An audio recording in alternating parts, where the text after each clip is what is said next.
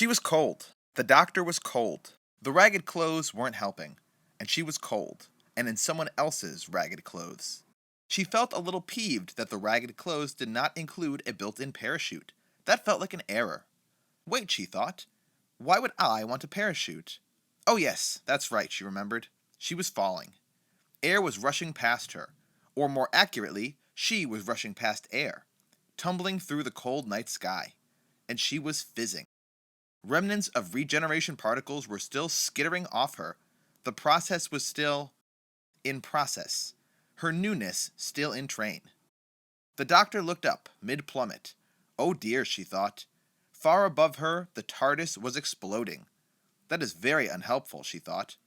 No, wait. Not just exploding. Now the TARDIS was dematerializing while it exploded. Dematerial exploding, thought the doctor. That's not a word, chided the doctor. All right, replied the doctor. I'm only a few minutes in here. You're lucky I've got any words at all. Will you two stop arguing, chimed in the doctor.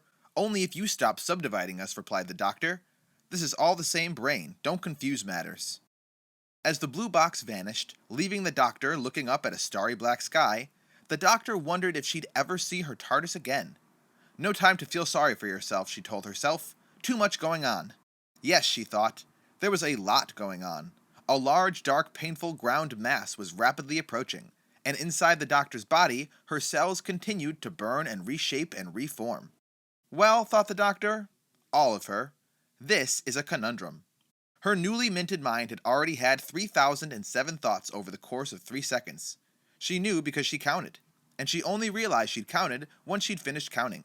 And then she wondered whether the counting made 3,008 thoughts, and then she realized that the ground was another second closer, and a plan would probably be in order. She saw the ground and calculated her own velocity. Ooh, this is going to hurt, she thought. Even with a soft landing. And it probably won't be a soft landing. She crossed her fingers and hoped she was heading for an open-air trampoline factory. Like that planet, what was it called? Fintelborgstug? Fun fact about Fintelborgstug, she told herself. The creature that named it did so when it was hiccuping, and just before it was sick. Nobody knows if it was really the name or just the sound it made. You don't have to tell me that, thought the doctor, tetchily to herself. I know the planetary surface of Fintelborgstug is as soft and bouncy as a trampoline because I went for a long bounce there once among the mountains and the purple sky, and I'd just had ice cream sundaes. That was a mistake. Can you please concentrate, the doctor thought to herself again.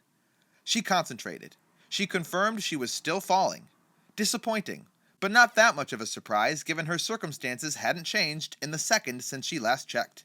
She wondered where exactly she was, which sky she was falling through, which ground she was heading for. She stuck her tongue out. It was buffeted by the air. Tickled. Ah, that tasted like Earth. Northern Europe. Britain. Wood smoke. Diesel. Grass. Fast approaching concrete. A lot of moisture and attitude in the air. Yorkshire. Possibly South Yorkshire. She snuck another look down. A train track. A stationary train.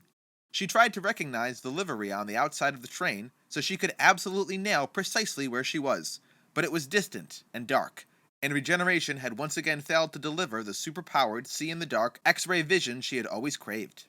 Ah well, she thought, maybe next time. Now, the train below was insisting on getting even closer. The train, or the tracks, where she was going to land. She pondered her limited choices. Tracks would hurt. Mouthful of gravel and 2 big metal lines all the way down her new body? Ouch. Train might be better. The roof, if she could crash through it, would soften her landing a bit, though smashing through was most likely going to hurt a lot. With a bit of luck, any injuries would be taken care of by the still fizzing regeneration process. Like those injuries the doctor had got after he'd crashed through the roof at Naismith Manor, or the hand he'd managed to grow back after the Sycorax had lopped one off. Watch out, doctor, she thought. Your personal pronouns are drifting. That roof was super close now. She flapped her arms a bit to make sure her trajectory was bang on. As she did so, she saw that the train lights were out. She saw sparks of light flashing in one carriage towards the back of the train. Something was wrong. And if something was wrong, she was the man to sort it out. You're assuming you're going to make it through this fall alive, she reminded herself. Now, don't be gloomy, she chided back. Things will be all right. Right now, they're not ideal, but I can muddle through. Probably. That's interesting, she thought. I seem to be an optimist, with a hint of enthusiasm. And what's that warm feeling in my stomach? Ah, I'm kind. Brilliant. This was going to be fun, thought the doctor, as she crashed through the roof of a train on the outskirts of Sheffield, not far from Grindleford. Then, having hit the floor of the train and felt extra little regenerative energy particles heal where things had scratched and broken and hurt, newness, in train, on a train, she thought to herself, this is going to be a very interesting night. The doctor jumped up, zapped a creature she couldn't quite understand, and immediately made new friends.